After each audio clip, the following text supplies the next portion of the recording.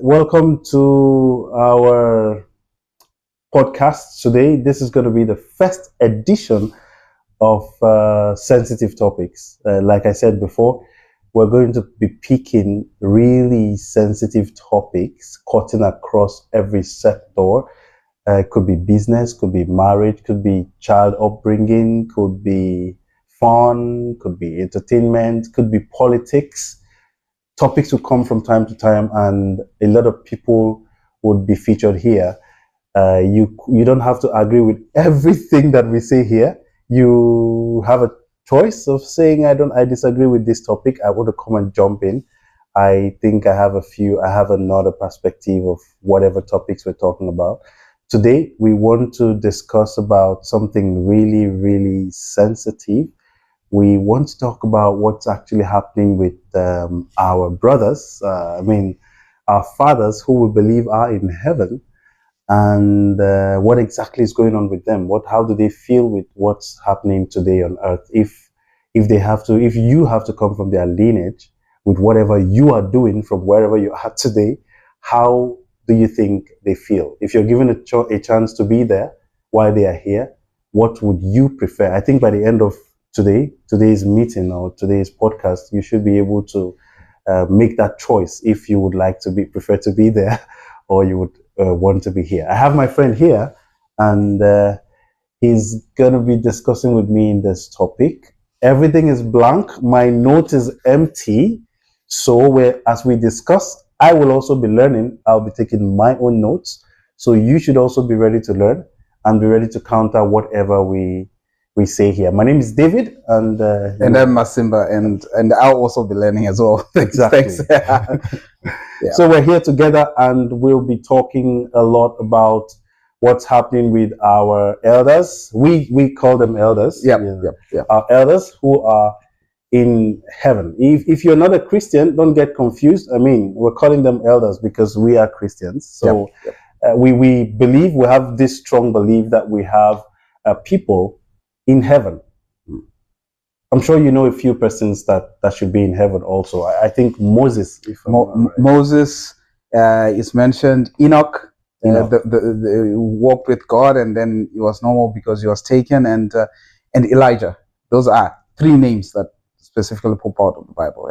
Yeah. So if you think there are other names that we have not mentioned, it's okay. Just jump in, drop a comment, let us know that you have more names, and we want to learn, right? We want to learn. We want to hear your own perspective of the whole story. So what do you think is actually going on with these guys in heaven? So before we jump into that, there's also, if you remember, on Matthew chapter 27, the Bible mentions those. It's only Matthew who records this account that when Jesus died and there was that earthquake, there are saints that were resurrected, and they came out when Jesus was resurrected. They went into the city, and they testified about Jesus, and they were later also taken up to heaven. So it's a very strange kind of passage that Matthew just drops in there with no commentary whatsoever. But we know that there are other people who were resurrected. We don't know who they are. They don't have names. We can speculate here, but we can fairly be comfortable because the disciples were there, that David was not among them, because you remember that text in Acts that says David is still sleeping, right? So David, King David, not, of course, this David is still alive, but King David was not among them. So there are a lot. But coming back to your question, you say, what do you think is happening in heaven? Honestly, we don't know. We come from an Adventist background, so we have a certain glimpse and a blessing through the spirit of prophecy. And Ellen White, in a vision, does meet one of the three named people. She meets Enoch in one of the planets. And when she was there, she thought that this individual was a resident of that other unfallen planet. So she asked that person, what's going on? And this person says, no, I don't stay here. I actually stay in the city, and I'm Enoch. I'm actually saved. So we know that we don't know exactly what they're doing, but we do know that they have an opportunity of seeing the great creation of God across the universe. So that's one of the privileges that they have experienced. Yeah. Okay, that's actually a privilege anyway. But Yeah. I'm thinking of with all the evil happening Yeah, in the world today. I mean, obviously, I mean, Moses is for me personally, Moses is my favorite Bible character outside God and Jesus himself. Moses is my favorite Bible character. His story is very inspiring, and it's quite incredible. So growing up, because I liked this and I really marveled at his experiences and was inspired, I always said, oh, he was really a privileged guy to go to heaven and so forth. And then when I was going through, life and realizing what goes on, and from year to year, from generation to generation, the pain that people go across, I asked myself, would I want to witness this time and time again, decade after decade, century after century? I mean, if you think of all the bad things that have happened and how to view that, it will be really discouraging. And also, if you look at Moses, for example, is from the tribe of Levi. He was Israelites. They were the custodian of holiness, to say the least. But when you look at all the stories down the ages, how even Levites were guilty of doing some of the most atrocious things. Think about that Levite who killed that woman in the book of Kings and cut that person in half. There's a good chance that maybe that person was a descendant of Moses, and Moses was witnessing that. So I asked myself, am I able to witness the failures of generations after me and still be alive? So sometimes, dying and resting in the Lord is a gift in itself, that you won't be able to endure that pain time and time again. So you say it's a gift and a curse. Yes. Well, not a curse as such. I think both things are gifts, but gifts and blessings come with certain responsibilities.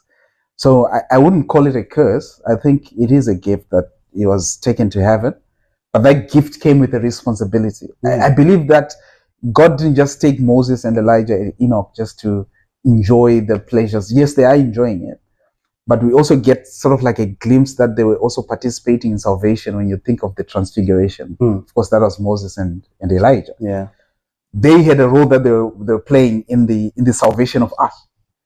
So I think that's a heavy burden. That's a heavy toll. That's a heavy responsibility to say, okay, for millennia, you'll be participating with me in this powerful work. So, when I think about it that way, I think, oh, this is kind of like a big responsibility. Yes, it is. It is a very big responsibility. I mean, it's not a responsibility I would want to carry on myself. If you ask me to, because you don't want to feel the pain, I mean, imagine being a father to someone who's practically causing pains to people. Especially when you laid a proper foundation. Just like you called a few of them custodians of holiness. Yes. With this kind of burden, and then you are taking up to heaven, and you see the people who are supposed to have taken after you, towing the other roads. I mean, it must really be painful. It would be. Of course, we are both young fathers. Our kids are still young, but we've seen it's a story that's recounted over and over again, where parents have kids that disappoint them, and that's really painful.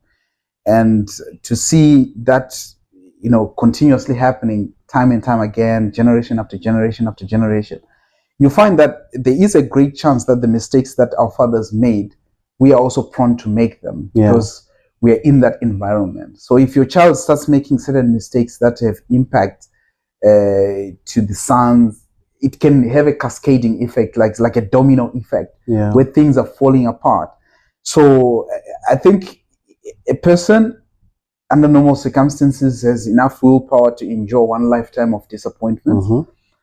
But these individuals have been given the blessing and the privilege to work with God, but also the responsibility to witness more than one lifetime, more than one millennia.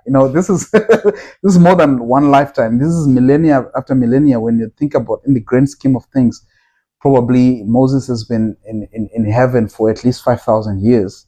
if you're looking at calculating from the genealogy, biblical genealogy. Yeah. So 5,000 years of constant, I think of the endless stories that happen. Yeah. Just think of the book of Judges. It's a constant, cycle, right? Then the Israelites sinned against God. Then they were captive.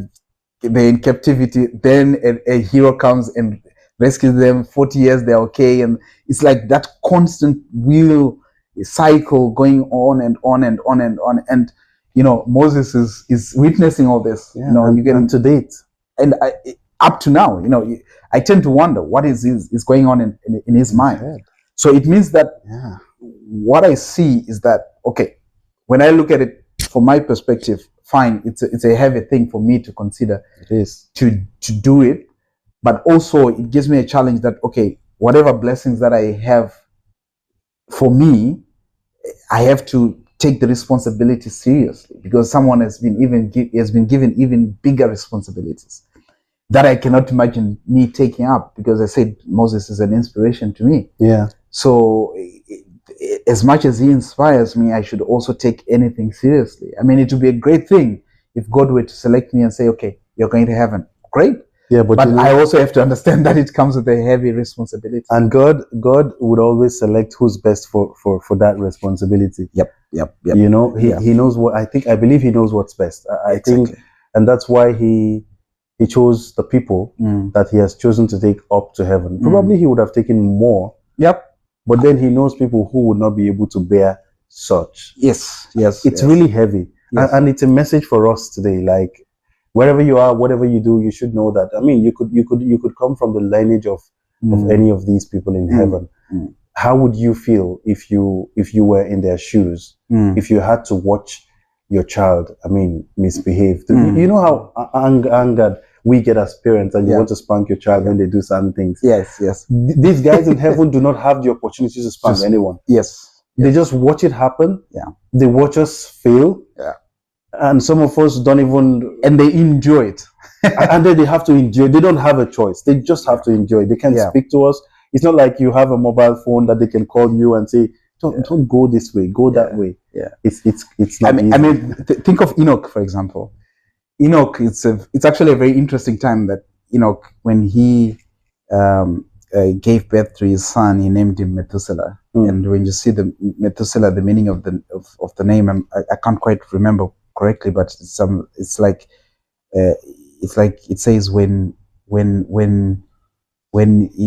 he comes, it shall happen, or something like that. Meaning it was sort of like a prophecy, because the year that Methuselah died is the year that the flood rained. Yeah. Noah's flood.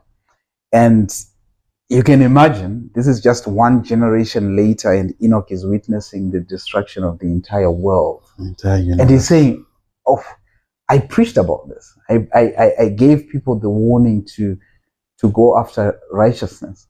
And then when you think of the other gentleman, Elijah, Elijah had already endured a lot of frustration during his own lifetime here on earth. And then to be taken up to heaven and to witness the pain that Elisha went through, and then the children of Israel going into captivity in Babylon, he went through all that. Yeah. And at one point, the nation of Israel didn't even exist, as a recognized nation. So when you think of all those pain that these people, witnessed, and some of these things, when you think about it, it's because the children of Israel themselves were not faithful. That's why this pain came to them. Yeah. It's because of their unfaithfulness. So that frustration, I can imagine. And I want to believe that God himself has that frustration. Jesus, when he was here on earth, he would always speak on this frustration. That, oh, you of little faith, or something like that. Yeah. So right now in heaven, God, I don't know if he expresses it, or if he expresses it, I don't know how he expresses it, but they are in constant communion with God, and God was frustrated with our failure to see the grace that is providing for us. He's not frustrated because we are not strong or anything. He is frustrated because we are not willing to accept the gift that is given, That that's is of given. grace. And So for free. and these three gentlemen are there, and possibly, and those other people, we don't know their names, from Matthew chapter 24, they are witnessing all this frustration. I don't know what is going through their minds. And when you think about this, you kind of have a different perspective as to whether, okay, is this the kind of blessing I would want, and would I be able to handle it? Yeah, and it's I think we shouldn't really compare. I mean, from our discussions right now, I'm beginning to think that when you say, should I be here? Should I be in heaven? It's not. You shouldn't really be thinking about that. Yeah, that might be taking it too far. Yeah. Where you are at the moment. Yeah. What are you doing so you would not create more pains in the hearts of the people who are in heaven? So we will not keep, going round and round this circle. Yes. The grace has been given to us. It's been given to us for free, and we ought to accept it. If the people in heaven, if Christ cannot be proud of what we're doing in business, in our lifestyle, if Christ cannot be proud of it, then we're practically not doing anything. Yeah, and I think we should also, look at the lives that these people lived. Obviously, for Enoch, it's very difficult. We don't know much. There's not much that is mentioned, recorded, but just that he was always in constant communion with God, and he's recognized as a prophet himself. Yeah. And when you look at Moses, a very imperfect individual himself, a murderer, he had lots of doubts, through the course of his life, through the course of his ministry, he experienced doubt, and still God, took this vessel and has used this vessel in a magnificent way during his time, and I believe still using him up to today. And when you look at Elijah as well, God did great things with him, and then he was found wanting when Jezebel started chasing him around. So one thing I noticed is that, look, there's nothing exceptionally special about these individuals that we cannot access, because they're just humans. Flawed individuals themselves. And even James writes about it, right? Elijah was just a man of like passions like us, but he prayed that the water should not rain, and it didn't. So it sort of like gives us a great challenge, because even us, we can say, okay, this is a great responsibility they've been given. Yeah. But we are also given great responsibilities for our time. And we should always think about it. Okay, fine, they were given this responsibility, but what about me? It should act as a reflection. And what we are saying, when we do that, we sort of like are acting our part, and they are also witnessing the hope. They are also seeing a hope. They are also seeing a sermon. So those guys can also see a sermon through our lives. Yeah. So, God can save, these people, and we can only do that if we also participate, and we also recognize that we also have responsibilities that we can take up. Exactly. Thank you so much. I mean, that's a very good one. Yeah. Because these men were just like us. Yeah. They're men like us, and I trust God so much that He knows that this is the generation for us. Yep. This is where we have a duty. This is where we have a responsibility. So we shouldn't waste the opportunities that we have. There are lots of opportunities wherever we are. Yeah. Wherever you are today, there's something you can do. There's something you can do for God. Someone once asked me, it's a lady. She said, I usually don't have an opportunity to help people. Nobody asks me for help. So I told her there's always someone to help. There's always something to do. Just look out. You don't need to wait for someone to ask you. Probably you're in an environment where people cannot come to talk to you. People cannot ask.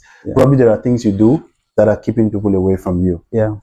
If God puts you here, it's because there's an opportunity to serve. Yeah. Yeah. So find that opportunity and serve. God put Moses and the others we have called today that time because it was their time to serve. So this is our time to serve. And I mean, we're studying some passages from the Desire of Ages recently, and we're learning that there were times when people didn't even have access to the Bible and all of that. Yeah. But at that time, it didn't stop them from serving. Yes. There were people who served even when they didn't have copies of the Bible. Yeah. But right now we have the internet, we have everything. We have people who want to teach. Yeah. We have people who want to create platforms just like what we're doing right now to bring in sensitive topics and make people think, you know. So find your own route wherever you are, find where you're sitting and how you can serve from your little circle. We do not want to take much of your time. I would just want my brother to, you know, say a few words to conclude and tell us one more thing today that we have learned. So one other thing that just comes to my mind is why these three individuals, and the clear answer is we honestly don't know why it was Moses, why it was Elijah, why it was Enoch.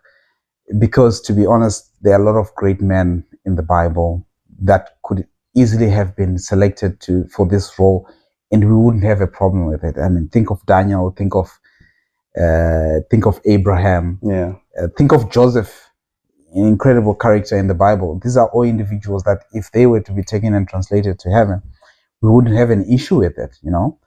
But these individuals are selected for some reason we don't know. But what we do know is, and the faith that we should have is that God has a particular reason for that, and his reason is perfect. Yeah. So with that being said, there's a word that says preserved. I think these individuals were preserved for something. And one of those cases, I believe, was the Transfiguration. There was a work that they were working for the salvation of men alongside Christ. And when you look at the book of Esther, Mordecai goes to Esther and says, you don't know, maybe you have been preserved for such a time as this. So they have a ministry. So we should also have our own ministry. And God is preserving us. There's a reason why he's placed us in different circumstances and different situations.